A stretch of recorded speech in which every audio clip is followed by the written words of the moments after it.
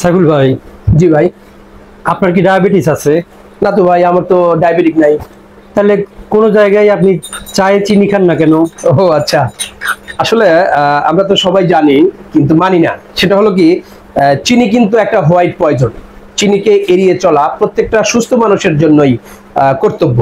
আমরা হয়তো এটাও জানি, একটা চা চামচে 4 গ্রাম চিনি থাকে, অর্থাৎ 1 কেজি চিনিতে আপনার 125টা চা হয়। যদি 2 চা চামচ করে চিনি দেওয়া হয়, আর যদি 1 চা চামচ করে চিনি দেওয়া হয়, তাহলে মাত্র 250টা চা হয়।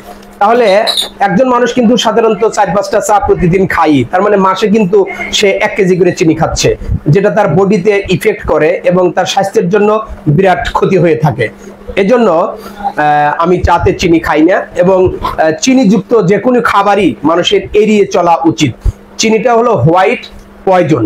আসুন আমরা শুধু চা না, চিনি জাতীয় খাবার আমরা দূরে রাখি, সুস্থ থাকি। ধন্যবাদ।